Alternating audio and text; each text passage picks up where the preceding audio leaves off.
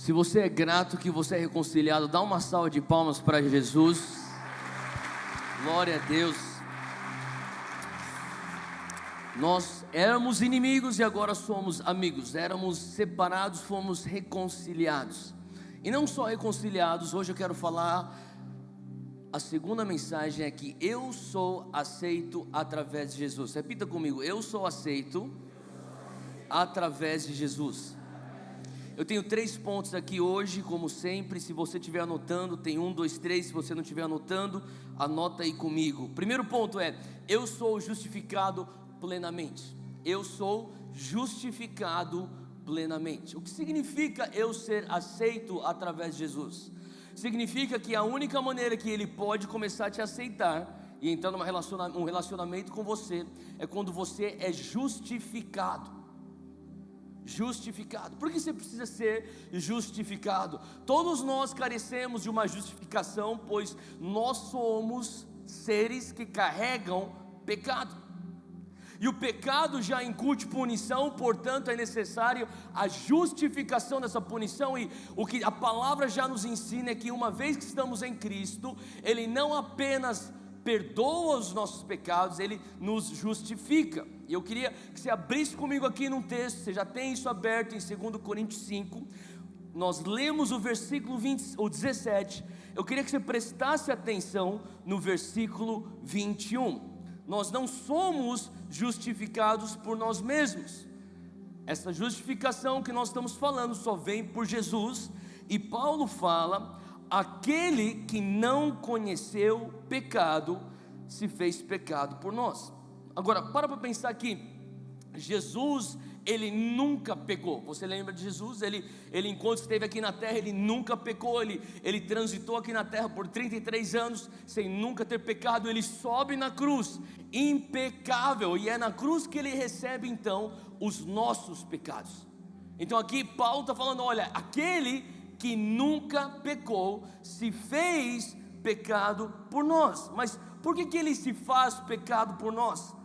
Para que nele, fala comigo, em Jesus, fôssemos feitos justiça de Deus. Então é só estando em Jesus, ou através de Jesus, que eu consigo sair de uma posição aonde estou com pecado e consequentemente fadado à pena desse pecado, para uma posição onde Ele fala: eu sou justificado.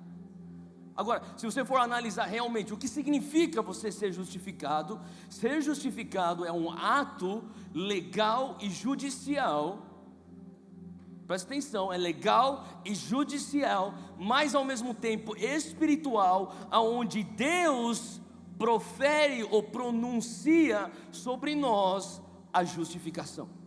É quando Deus olha para nós e fala assim: olha, eu tenho que seguir as leis, e de acordo com a lei, se você tem pecado, existe uma pena. Mas quando eu olho para você, você está em Jesus, portanto eu declaro a tua vida justificada. Faz sentido? Você não é justificado porque você se comportou bem. Você não é justificado porque você jejua muito. Você não é justificado porque você dá dinheiro para os pobres. Você não é justificado porque você nunca mentiu. Você não é justificado porque você paga seus impostos. Você é justificado porque você está em Jesus. Amém? Agora, existe uma coisa muito interessante e muito importante. Você tem que entender que a justificação carrega 2 fases. Se você estiver anotando, anota isso. 2 fases da justificação. E por que eu estou falando sobre as 2 fases da justificação? Porque quando você entende as 2 fases da justificação, você entende que Deus realmente é perfeito, e tudo que Ele faz é extremamente perfeito. O que significa isso? Tiago já falava: todo dom que é bom e perfeito vem do Pai das luzes, nosso Deus.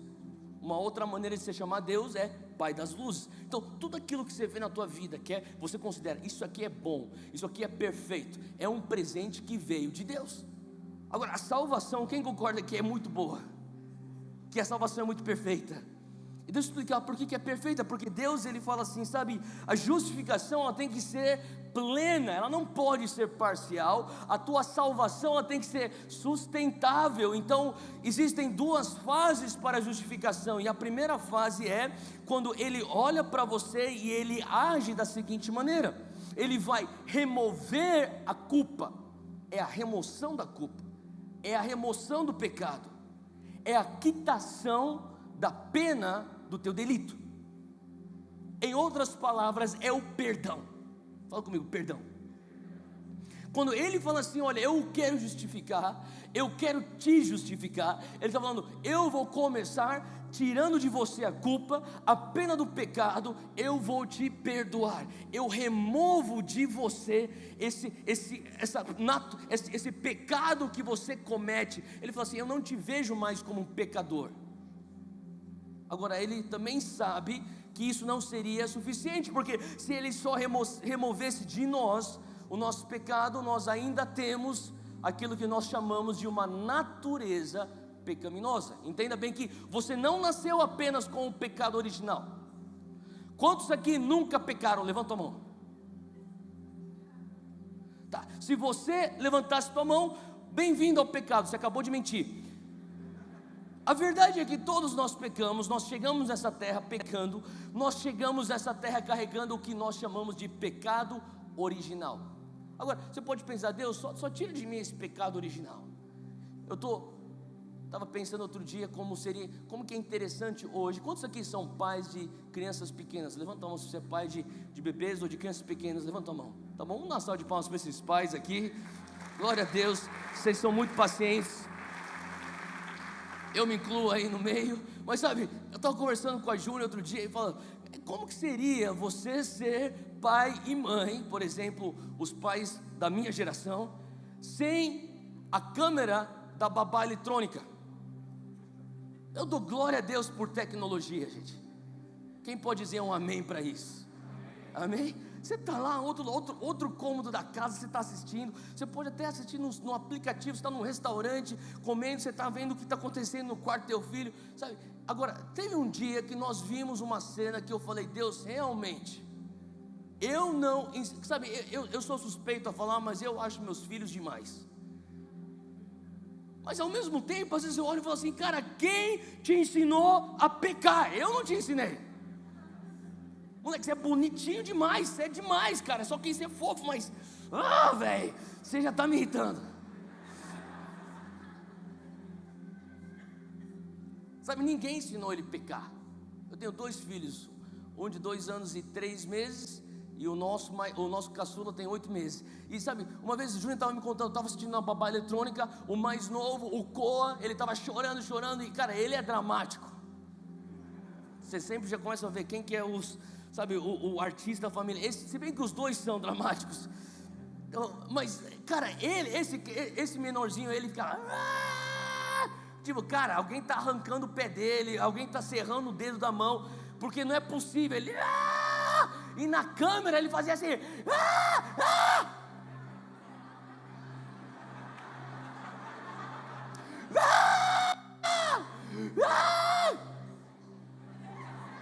Que menino malandro, cara. Quem ensinou ele a ser tão malandro? Não é como se eu falasse, filhão, faz esse negócio aqui, finge que vai, mas não vai. Eu nunca ensinei isso para ele. Ele já nasceu com pecado. Cara, você nasceu com pecado, eu nasci com pecado. Só que, sabe, a coisa que a gente não percebe é que não só nós nascemos com pecado, nós nascemos com uma natureza pecaminosa. E sabe, o problema também, ou melhor, o problema é a natureza pecaminosa que produz o objeto do pecado. Faz sentido? Então, Deus, da maneira tão perfeita como Ele faz as coisas, Ele diz, sabe, se eu vou te salvar, eu não só vou remover tua culpa, eu não só vou quitar o teu pecado, mas eu vou transferir uma natureza perfeita, pura, a natureza de Jesus, meu filho, para dentro de você. Então o que é justificação? Olha só o que Paulo fala, abre comigo em Romanos capítulo 3 versículo 21, Romanos 3, 21.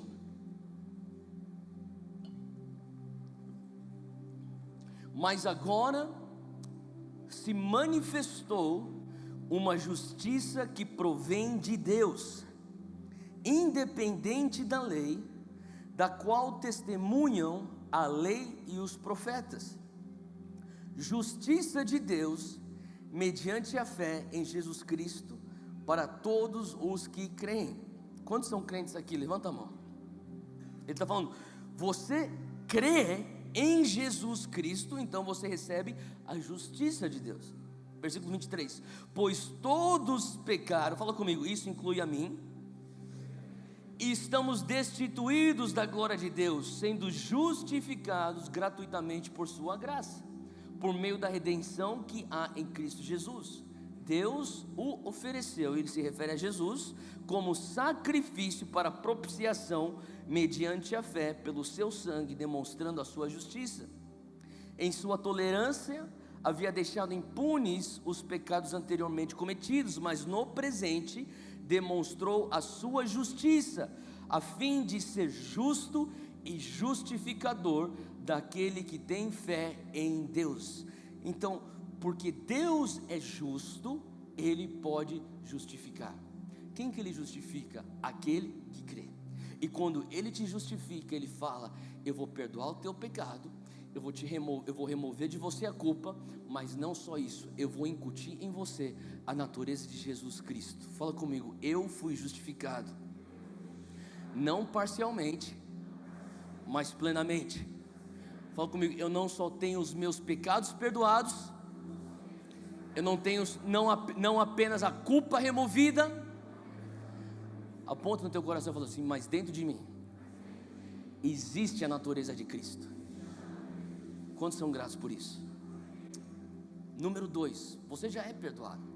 Agora, já que você é perdoado, a palavra fala sobre frutos de justiça. O que significa isso?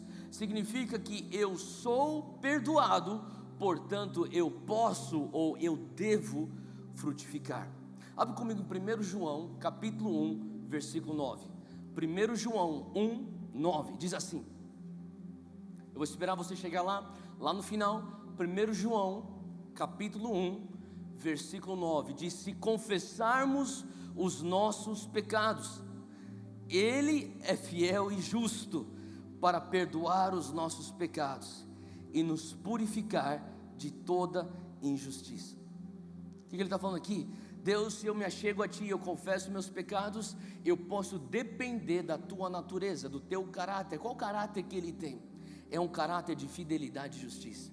E porque Ele é fiel e porque Ele é justo, uma vez que eu confesso, Ele perdoa os meus pecados e Ele me tira do lugar de injustiça e me põe para ser justificado. É isso que o apóstolo João está dizendo. Agora, deixa eu fazer uma pergunta. Quantos aqui já fizeram a oração pedindo para que Jesus entrasse no teu coração, para que você tivesse um novo nascimento? Você confessou o teu pecado e pediu, Pai, eu não quero estar na categoria da injustiça, eu quero que você venha me transferir para a categoria dos justificados. Quem já fez essa oração? Você sabe disso, tá bom?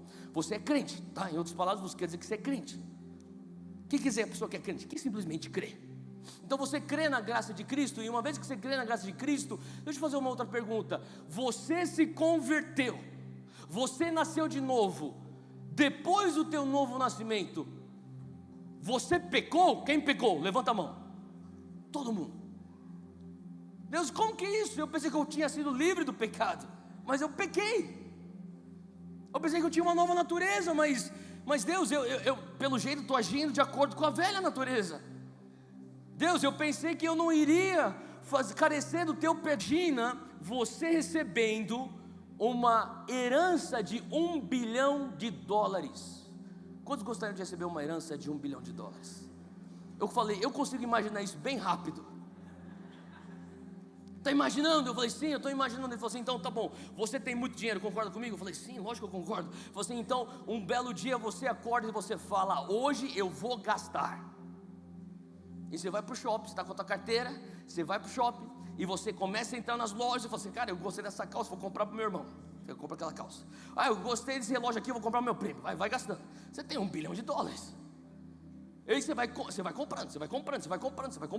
Depois você comprou tantas coisas, está cheio de sacola, você pensa, agora eu vou comer um pouco naquele restaurante que eu sempre gosto de comer, comida muito boa. Você senta lá e você pede tudo que você quer comer, você come tudo, paga a conta, levanta de lá e fala, agora eu vou embora. Entra no teu carro, liga o teu carro, você começa a ver que a gasolina está baixa.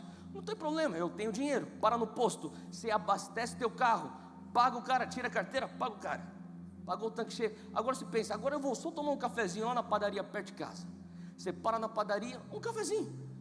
Você vai lá e na hora de você pagar o cafezinho, você tira a tua carteira e você abre, e você não se deu conta que você gastou todo o dinheiro na tua carteira, você não tem nem dinheiro para o teu cafezinho. Você vai falar para a mulher o quê? Do caixa: moça, eu estou sem dinheiro. É verdade? É verdade, você está sem dinheiro. Mas é verdade que você não tem dinheiro? Não. Por quê? Porque você tem $1 bilhão na tua conta. Faz sentido? Então o que você tem que fazer? Você me dá um segundinho, tem um caixa aqui do lado, eu vou lá, vou sacar, eu já volto e eu venho pagar aqui meu café. Vai lá. Você vai para o caixa, o que você está fazendo? Você está sacando e acessando aquilo que você já tem de $1 bilhão. Faz sentido? A mesma coisa em relação ao teu perdão dos pecados. Deus, eu pensei que eu não precisava mais do teu perdão, mas eu pequei, eu careço do teu perdão. Quer dizer que eu tenho perdão? Nesse momento eu preciso do perdão, mas eu não tenho perdão. Vou pedir o perdão, porque eu sei que Ele levou tudo, e Ele pagou por muito mais do que $1 bilhão naquela cruz por mim. Eu só preciso fazer o saque. Faz sentido? E aqui o Senhor está querendo nos ensinar o seguinte, que, sabe, você confessa. As pessoas pensam, o que é o processo? Se você estiver anotando, anota isso aqui. O processo de santificação é muito simples. Quer dizer que você nunca vai mais pecar? Não, você já tem uma natureza regenerada, a natureza de Cristo aqui dentro. Só que no processo de você viver a vida nessa terra, você está passando por santificação. E nesse processo de santificação, você tem que se apropriar de algo que Ele já pagou para você ter, mas muitas vezes vai ter que continuar fazendo saques. Saques no quê? Em tudo aquilo que Ele já pagou para você na cruz. Então, em outras palavras, quando você anda em santificação, você está falando: Deus, de novo, que droga, Deus, eu pequei, mas Deus, eu me afasto do pecado. Parte 1, eu me afasto do pecado. Parte 2, eu vou confessar e reconhecer o meu pecado. Parte 3, eu vou me arrepender do pecado. O que quer dizer isso? Eu vou mudar a minha mentalidade acerca do pecado. Eu vou falar: Deus, eu não penso que isso é aceitável, eu não penso que isso deve ser meu estilo de vida, eu não penso que isso aqui deve ser parte de quem eu sou, eu penso que eu não quero que isso venha acontecer de novo. E parte 4, eu vou me apropriar do perdão. Me lava com o teu sangue, me purifica do pecado. Faz sentido? Quando você anda com sinceridade perante Deus, se afastando do pecado, confessando o pecado, se arrependendo, tomando posse do perdão e do sangue de Jesus te lavando, isso quer dizer que você está em constante progresso numa vida buscando a santificação. Por isso que eu pergunto: será que você foi salvo? Você está sendo salvo? Ou você será salvo? Quando a minha alma está sendo transformada, e eu serei salvo na glória, um dia quando o meu corpo for glorificado na glória. Faz sentido? Então, eu fui salvo, estou sendo salvo, eu serei salvo. E o processo que você diz sim para isso é 1 João 1,9. Agora, abre comigo no outro texto. Eu queria continuar nesse mesmo raciocínio de Romanos 14. Romanos 14, versículo 11. Rapidinho, Romanos 14, versículo 11. Olha o que Paulo diz.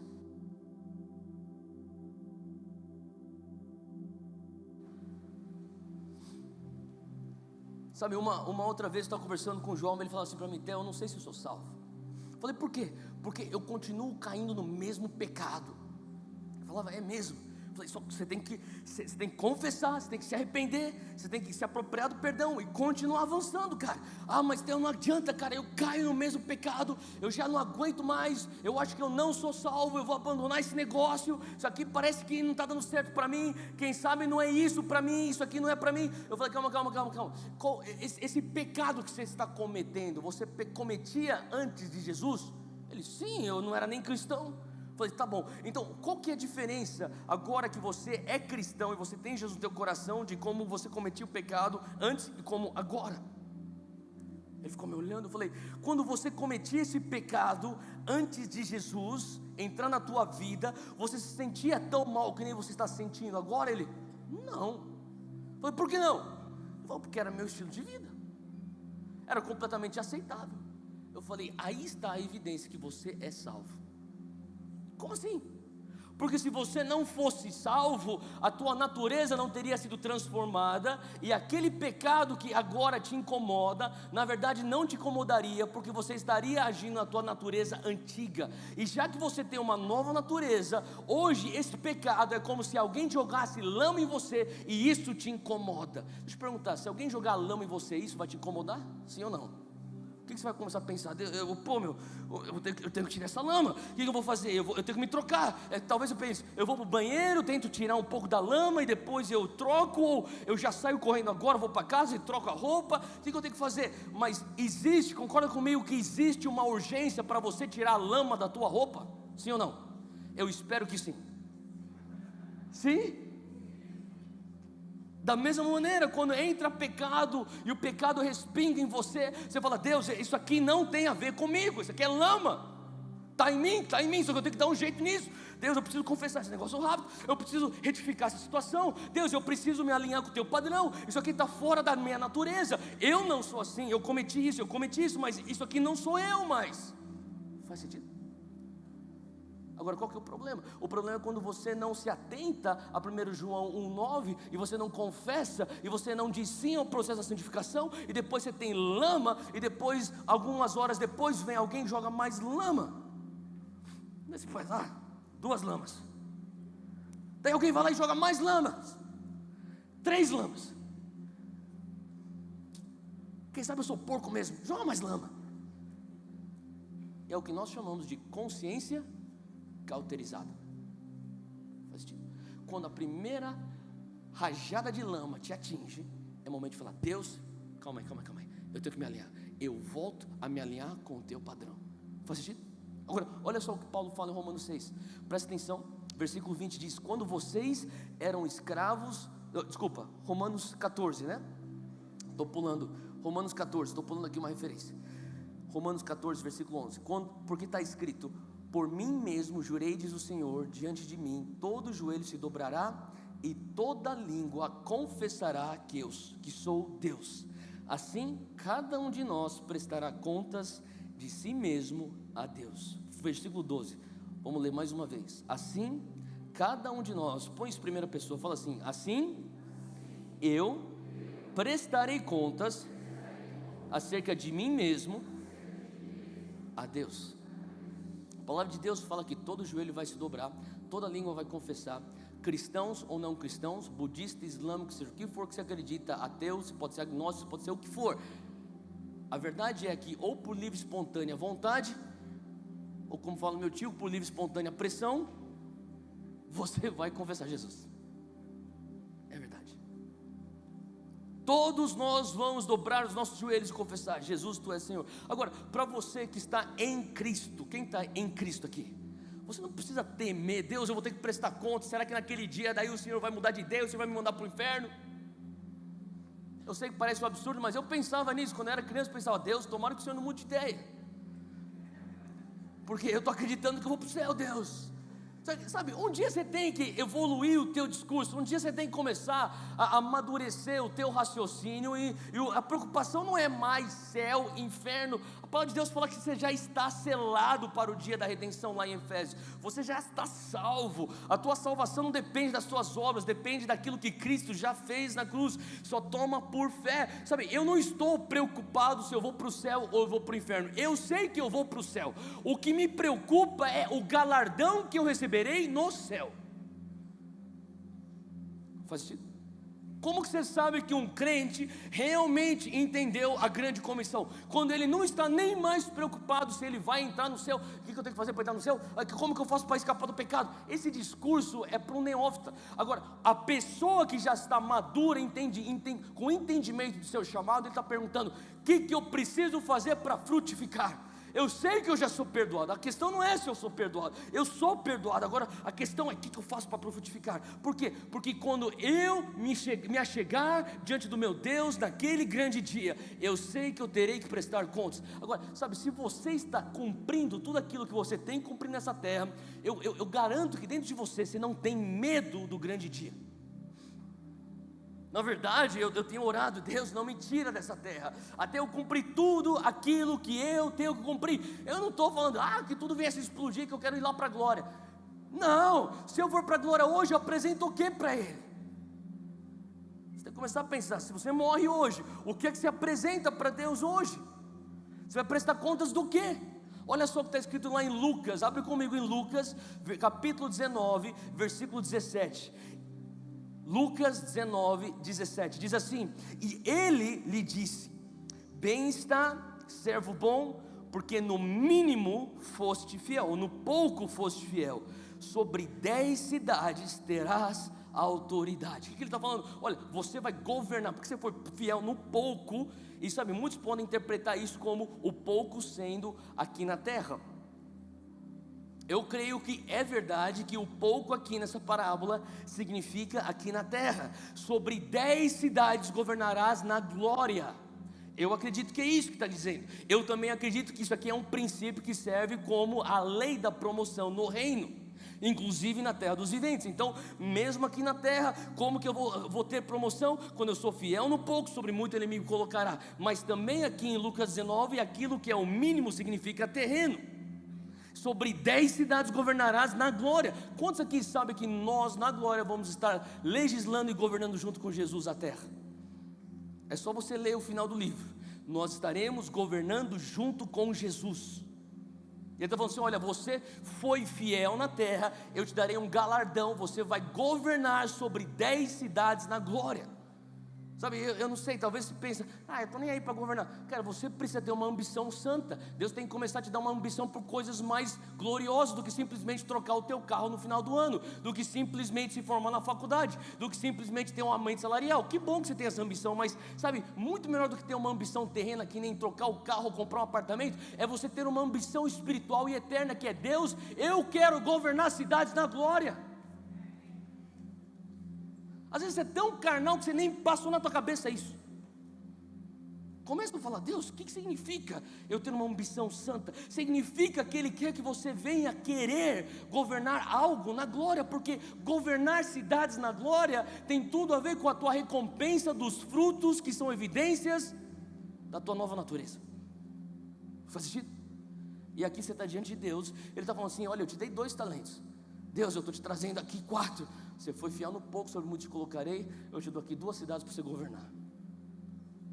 E cara, quando eu estiver na glória, quando você estiver na glória, eu creio, eu não tenho base bíblica para isso, mas eu creio que Ele chegará e Ele vai prestar. Eu sei que eu tenho que prestar contas, mas eu acho que Ele vai começar a falar: opa, chegou a hora, Teófilo, traz aqui o arquivo dele, por favor. Eles vão trazer meu arquivo. Como que você vai sentir quando os anjos começarem a levar o teu arquivo para Deus? Você já parou para pensar nisso? E deles vão puxar uma pasta, e naquela pasta está evidências da nova natureza. E eles vão abrir aquela pasta, eles vão falar assim: olha, ele nasceu de novo de verdade, porque ele viveu como Jesus, ele aprendeu a amar como Jesus, ele fez discípulos como Jesus, ele levou transformação como Jesus, ele curou os enfermos como Jesus, ele expulsou demônios como Jesus, ele foi fiel no pouco, sobre muito o Senhor pode colocá-lo. Deus, é verdade. E Deus fala: nossa, você fez realmente coisas que são evidentes da nova natureza, você deu frutos. Tem a tabelinha aí? Traz a tabelinha aí. Quanto é que foi de fruto que ele deu aí? Tá bom, então vamos ver, a tua recompensa vai ser 10 cidades. Eu creio que na glória teremos que prestar contas. Agora eu não sei você, mas eu oro para que nós na Monte Sião nós venhamos chegar perante Ele apresentáveis, prontos, falando: Deus, sobre o pouco nós fomos fiéis, sobre muito o Senhor pode nos colocar. Quantos querem ter essa ambição? É uma ambição santa que Deus quer pôr nos nossos corações. Agora continua comigo aqui, fala comigo: eu sou livre porque Ele vive. Abre comigo 1 Coríntios 15, versículo 17.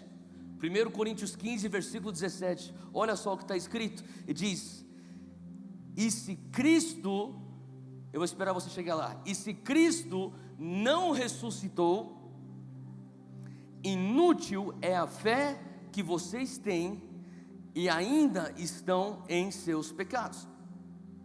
Você acompanhou? Você abriu aí? Vamos ler todo mundo junto? Versículo 17, 1, 2, 3 e já. Com a tua versão, começa a ler, 1, 2, 3 e já. E se Cristo não ressuscitou, inútil é a fé.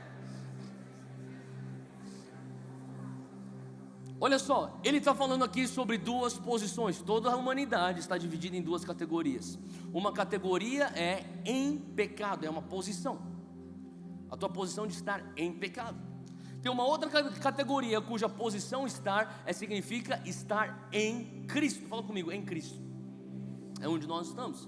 Agora, olha só o que a palavra de Deus fala: que quando você está em pecado, o resultado disso é morte eterna. Mas uma vez que você vem para a categoria ou a posição de em Cristo, você experimenta vida eterna.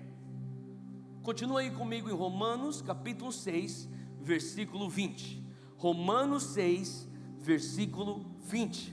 Diz assim: quando vocês eram escravos do pecado, vocês estavam livres da justiça, ou longes da justiça. Que fruto colheram então das coisas das quais agora vocês se envergonham? Ele está falando, qual foi o fruto de estar longe da justiça ou estar em pecado? Ele responde, o fim delas é a morte, vida eterna. Então ele continua dizendo isso aqui no versículo, mas agora que vocês foram libertados ou livres do pecado e se tornaram escravos de Deus, e deixa eu só fazer um parênteses aqui, você vai servir alguém, não tem escolha, você não tem escolha, todos nós vamos ter que servir alguém. Eu não quero servir ninguém, você já está servindo alguém, é que você não entendeu, só que você está servindo alguém. Ou você está servindo o pecado, ou você está servindo Cristo, você não tem outra alternativa. Jesus já falava, ou você vai ter Deus como teu Senhor, ou Mamon. Não existe área cinza, não existe o muro. Ele está falando, ou você foi escravo de Deus, ou você é escravo do pecado. Ele diz assim, quando você se tornou escravo de Deus, o fruto que colhem leva à santidade, e o seu fim é o quê? Fala comigo, vida eterna. Pois o salário do pecado é a morte, mas o dom gratuito de Deus é a vida eterna em Cristo Jesus nosso Senhor. Agora, para pensar, eu estava imaginando, Deus, eu não quero estar em pecado, eu quero sair dessa categoria, dessa posição de em pecado. Eu não quero colher frutos de morte, eu quero colher frutos de vida, então eu tenho que estar em Cristo. Eu quero estar em Cristo. Deus, eu preciso ser salvo. Agora, Paulo está falando, se Cristo, lembra que nós lemos 1 Coríntios 15, 17, se Ele não ressuscitou, inútil é a fé que vocês têm, e ainda estão em pecado. O que ele está falando? Olha, só tem duas categorias para você poder escolher estar. Se Cristo não ressuscitou dos mortos, a tua fé, ela é nula, ela não vale nada, ela é inútil. Portanto, você que pensava que estava em Cristo, sabe de uma coisa? Esse Cristo que você acreditava estar nele, ele não ressuscitou, ele ainda está morto, ele não está vivo. Então o que Paulo está falando? Se você acredita em Jesus, mas não acredita na ressurreição, automaticamente você não pode estar em Cristo, porque você não pode estar numa posição de alguém que está morto, você não pode estar dentro de alguém que não vive, portanto automaticamente você volta para estar aonde? Em pecado. Faz sentido? Então por que a ressurreição é tão importante? Talvez você pode pensar até, mas legal que Jesus ressuscitou, eu comemoro, glória a Deus, Ele ressuscitou, que bom que Ele voltou a viver. Mas o que eu realmente estava me importando mesmo era na cruz, porque eu sei que eu precisava da cruz. Ressurreição, talvez eu nem entendia muito por que eu precisava da ressurreição, mas o que eu queria mesmo é assegurar que eu não vou para o inferno, que eu vou para o céu. E pelo que eu estou entendendo aí da Bíblia, o que me garante que eu vou para o céu é a cruz. Até onde que eu fui salvo? Você foi salvo quando Jesus levou o teu pecado na cruz. Então é só isso que me interessa, só isso que me interessa. Eu fico feliz por Jesus que Ele ressuscitou, mas para mim o que me interessa é a cruz. Paulo fala, não é isso. Paulo fala, pensa comigo, não seja tão míope. Paulo fala, analise a situação. Paulo está falando, como que você pode estar vivo em alguém que não está vivo? Olha só em Hebreus, abre comigo, Hebreus capítulo 13, versículo 20, isso aqui é a nossa última referência, Hebreus 13, 20.